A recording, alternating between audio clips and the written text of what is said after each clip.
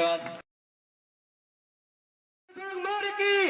सम्राट अशोक मौर्य की, सम्राट अशोक मौर्य की, सम्राट अशोक मौर्य की, सम्राट अशोक मौर्य की, सम्राट अशोक मौर्य की, सम्राट अशोक मौर्य की, सम्राट अशोक मौर्य की, सम्राट अशोक मौर्य की, सम्राट अशोक मौर्य की।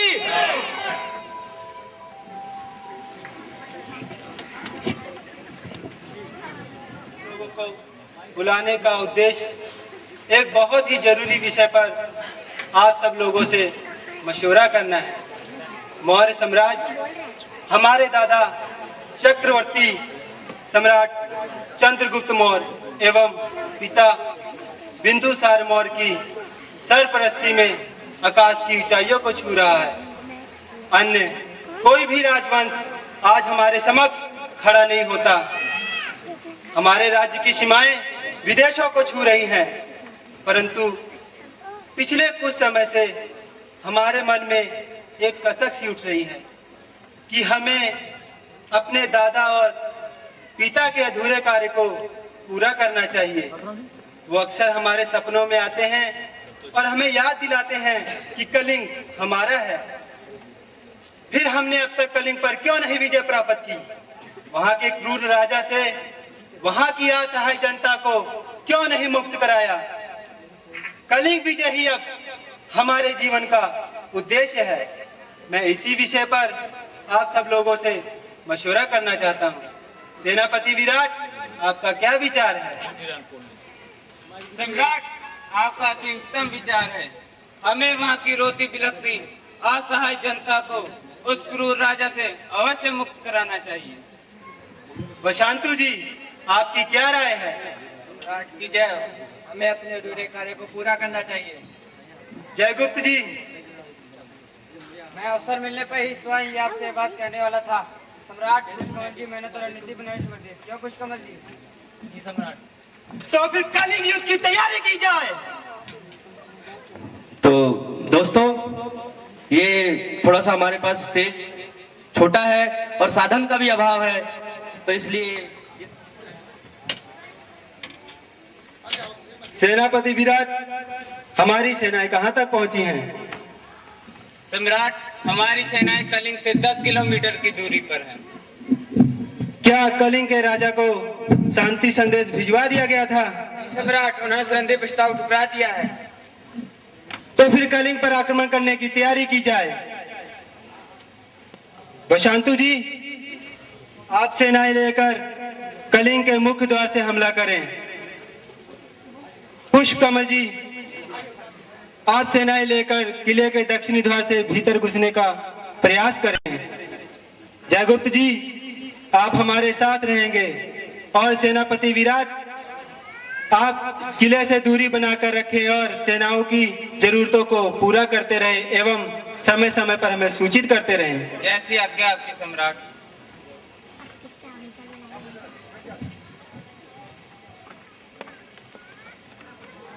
तो सम्राट अशोक मौर्य महान रणभूमि में पहुंच चुके हैं और उन्होंने अपने सेनापतियों को निर्देश दे दिया है कि कलिंगा पर आक्रमण कैसे करना है।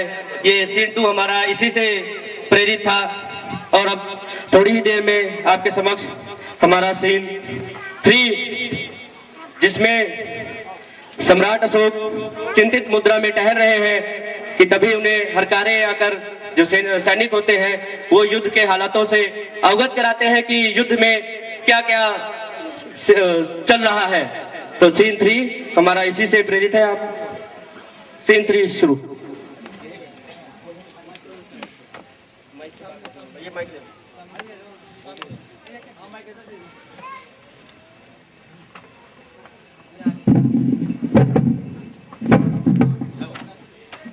सम्राट की जय हो। किले का मुख्य द्वार टूट गया है। सेना किले में प्रवेश कर चुकी है। जयगुप्त जी, आज हम अति प्रसन्न हैं। मौर्य सम्राट की जय हो। हमने कलिंगा दक्षिण द्वार तोड़ दिया है सम्राट। हमें अपने दादा और पिता का सपना सत्य होता प्रतीत हो रहा है। सम्राट, शांतु जी, हम पुष्पकमल जी लड़ते लड़ते वीर गति को प्राप्त हो गए। नहीं, मौर्य सम्राट की जय हो। हमने कलिंग पर विजय प्राप्त जय गुप्त जी, आज हमारे खुशी का ठिकाना नहीं है। वशांतु जी एवं पुष्प कमल जी का बलिदान व्यर्थ नहीं गया। जय गुप्त जी, हम कलिंग के भीतर जाना चाहते हैं।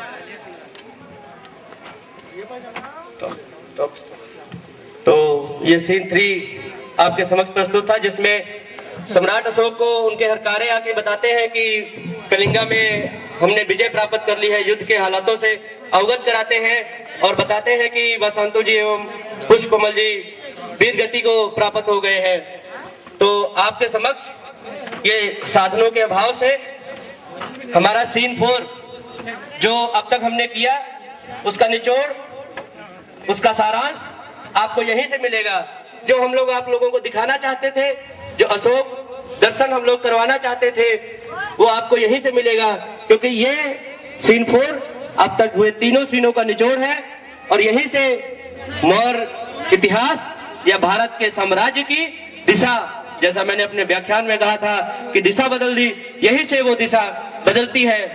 तो सीन 4 आपके समक्ष प्रस्तुत किया जा रहा है, जहां पे सम्राट अशोक मौर्य महान कलिंगा के भीतर जा रहे हैं और उनको रास्ते में लाशों का ढेर, रोते बिलखते बच्चे, माताएं, बहनें दिखाई देते हैं, जिससे कि उनका हृदय द्रवित होता है और वो वहीं से अहिंसा परमो धर्मा का प्रण लेते हैं। तो सीन 4 आपके समक्ष प्रस्तुत है। सीन 4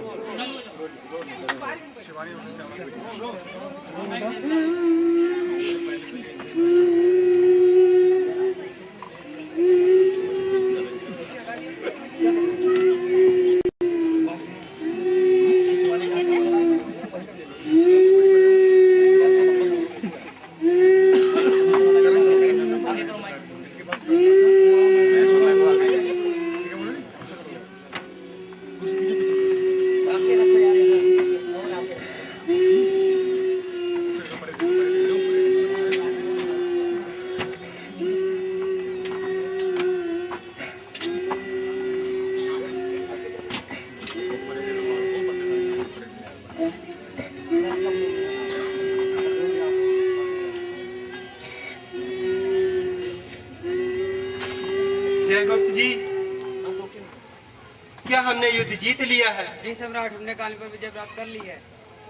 तो फिर दिल इतना भरा भरा सा क्यों लग रहा है? क्यों लग रहा है कि वास्तव में हमने पराजय का सामना किया है? दादा और पिता का अधूरा कार्य तो पूरा हो गया, परंतु मन का बोझ और भी बढ़ा हुआ प्रतीत हो रहा है। ये आप क्या कह रहे हैं सम्राट? रणभूमि में चारों तरफ लाशों का ढेर और उस ढेर पर खड़ा मैं अपने आप को गुनाहगार खड़ा पा रहा हूं। चारों तरफ रोते बिलखते बच्चे, विलाप करती माताएं, पुत्र वधू, पिता एवं इनकी विधवाएं। कलिंगा मैंने इन सब के लिए तो नहीं जीता था। ये कैसी विजय है जिसने अनेक हंसते हंसते घरों को उजाड़ दिया है। मुझे समझ में नहीं आता कि मैं इस विजय पर हर्षित हूं या शोक प्रकट करूं। एक बात तो मेरी समझ में आ गया है कि युद्ध तो केवल जान मान का सर्वनाश करती है। यदि सच्ची विजय प्राप्त करनी है तो जिससे युद्ध कर रहे हो उसे प्रेम और इंसानियत से मारो। यहाँ मेरी विजय नहीं पराजय हुई है। जिस विजय के लिए इतना नरसंहार हो गया, मैं सम्राट अशोक मौर्य ये प्रण करता हूं कि आज के बाद मैं कभी भी युद्ध नहीं करूंगा।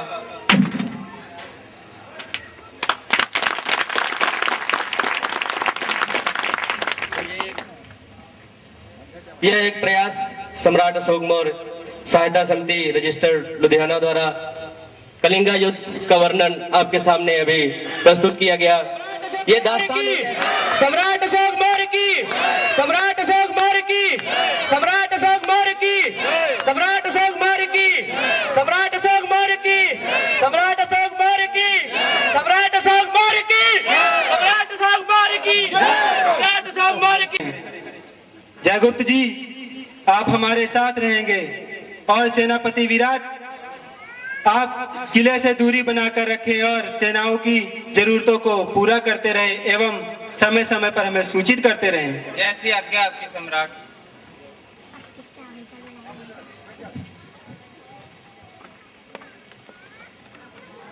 तो सम्राट अशोक मौर्य महान रणभूमि में पहुंच चुके हैं और उन्होंने अपने सेनापतियों को निर्देश दे दिया है कि कलिंगा पर आक्रमण कैसे करना है। ये सीन 2 हमारा इसी से प्रेरित था और अब थोड़ी ही देर में आपके समक्ष हमारा सीन 3, जिसमें सम्राट अशोक चिंतित मुद्रा में टहल रहे हैं कि तभी उन्हें हरकारे आकर जो सैनिक होते हैं वो युद्ध के हालातों से अवगत कराते हैं कि युद्ध में क्या क्या चल रहा है।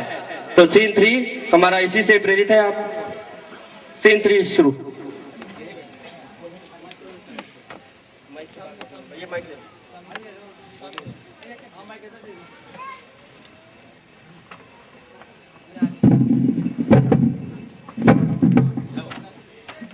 सम्राट की जय हो। किले का मुख्य द्वार टूट गया है, सेना किले में प्रवेश कर चुकी है। जयगुप्त जी, आज हम अति प्रसन्न हैं। मौर्य सम्राट की जय हो। हमने कलिंगा दक्षिण द्वार तोड़ दिया है सम्राट। हमें अपने दादा और पिता का सपना सत्य होता प्रतीत हो रहा है। सम्राट शांतु जी, हम पुष्पकमल जी लड़ते लड़ते वीर गति को प्राप्त हो गए। नहीं, मौर्य सम्राट की जय हो। हमने कलिंग पर विजय प्राप्त जयगुप्त जी, आज हमारे खुशी का ठिकाना नहीं है। वशांतु जी एवं पुष्पकमल जी का बलिदान व्यर्थ नहीं गया। जयगुप्त जी, हम कलिंग के भीतर जाना चाहते हैं।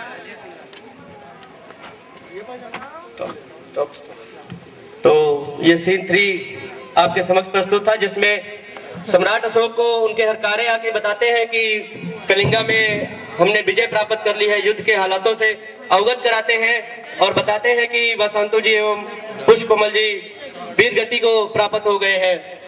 तो आपके समक्ष ये साधनों के अभाव से हमारा सीन 4 जो अब तक हमने किया उसका निचोड़, उसका सारांश आपको यहीं से मिलेगा। जो हम लोग आप लोगों को दिखाना चाहते थे, जो अशोक दर्शन हम लोग करवाना चाहते थे, वो आपको यहीं से मिलेगा, क्योंकि ये सीन 4 अब तक हुए तीनों सीनों का निचोड़ है और यहीं से मौर्य इतिहास या भारत के साम्राज्य की दिशा, जैसा मैंने अपने व्याख्यान में कहा था कि दिशा बदल दी, यहीं से वो दिशा बदलती है। तो सीन 4 आपके समक्ष प्रस्तुत किया जा रहा है, जहां पे सम्राट अशोक मौर्य महान कलिंगा के भीतर जा रहे हैं और उनको रास्ते में लाशों का ढेर, रोते बिलखते बच्चे, माताएं, बहनें दिखाई देते हैं, जिससे कि उनका हृदय द्रवित होता है और वो वहीं से अहिंसा परमो धर्मा का प्रण लेते हैं। तो सीन 4 आपके समक्ष प्रस्तुत है। सीन 4।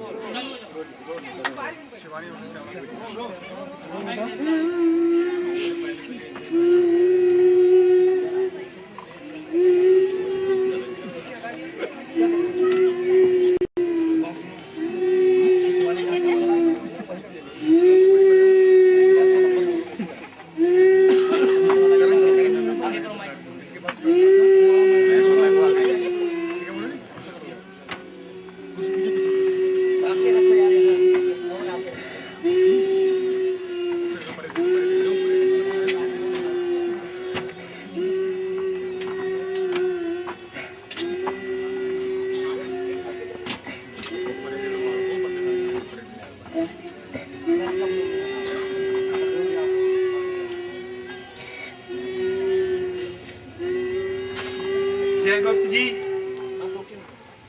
क्या हमने युद्ध जीत लिया है? जी सम्राट, हमने काली पर विजय प्राप्त कर ली है। तो फिर दिल इतना भरा भरा सा क्यों लग रहा है?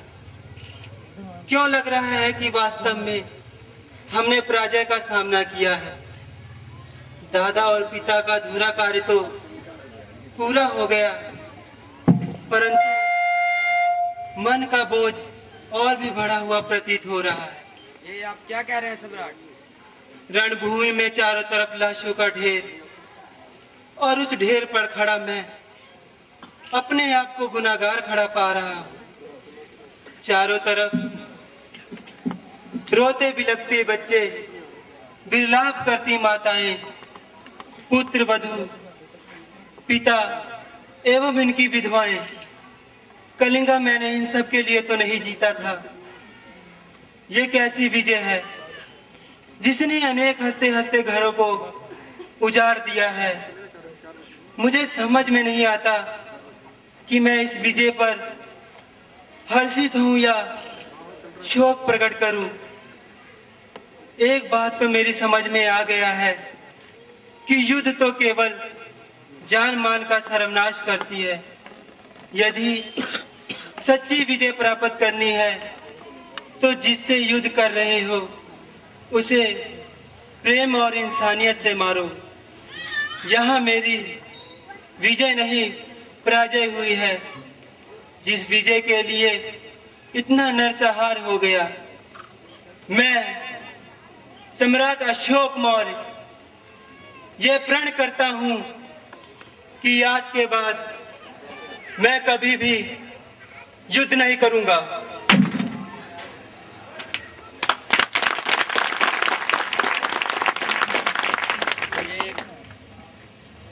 यह एक प्रयास सम्राट अशोक मौर्य सहायता समिति रजिस्टर्ड लुधियाना द्वारा कलिंगा युद्ध का वर्णन आपके सामने अभी प्रस्तुत किया गया।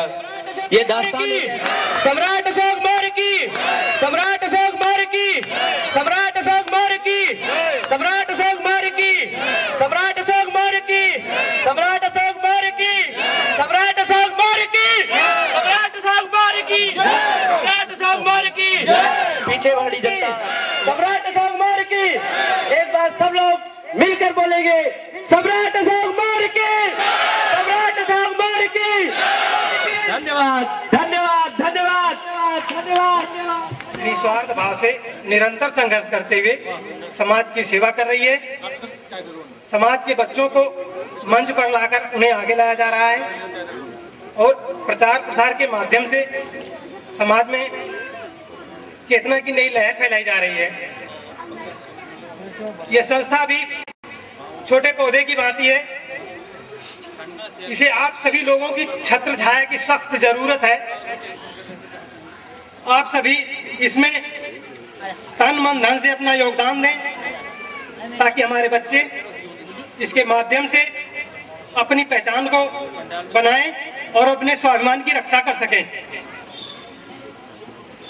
विश्व के सर्वश्रेष्ठ वंशजों में शुमार है मौर्य वंश, जिसके बारे में इतिहासकारों ने विस्तार से वर्णन किया है और सर्वविदित है कि मौर्य साम्राज्य के शासकों ने कभी किसी के सामने घुटने नहीं टेके, हमेशा अपने स्वाभिमान की रक्षा की है।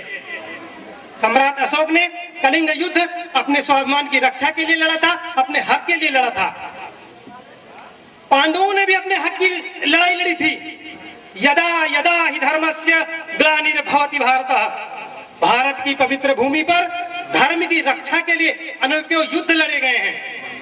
चाहे कौरवों पांडवों का युद्ध हो, अशोका और कलिंगा का युद्ध हो या फिर राम रावण का युद्ध हो, सभी में जीत सत्य की हुई है। युधिष्ठिर को हम धर्मराज कहते हैं, लेकिन इस युद्ध में अपने ही भाइयों की हत्या की गई। जिनकी गोद में पले बड़े थे उन्हीं को मौत के घाट उतार दिया गया और कहा गया धर्म युद्ध। जी हाँ, धर्म युद्ध। साथियों, अपने स्वाभिमान के लिए लड़ना ही पड़ता है। कलिंग युद्ध भी स्वाभिमान की रक्षा के लिए लड़ा गया एक धर्म युद्ध था। जिस तरह से पांडवों ने अपने हक की लड़ाई लड़ी थी, उसी तरह से मौर्य साम्राज्य ने भी अपने हक की लड़ाई लड़ी थी। पांडवों में अर्जुन सबसे शक्तिशाली होता थे तो मौर्य साम्राज्य में अशोक सबसे शक्तिशाली होता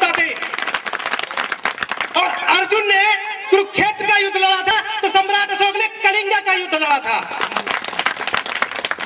अर्जुन युद्ध जीतने के बाद रणभूमि में गए और वहां का विकराल दृश्य देखकर चीख चीख कर रो पड़े थे।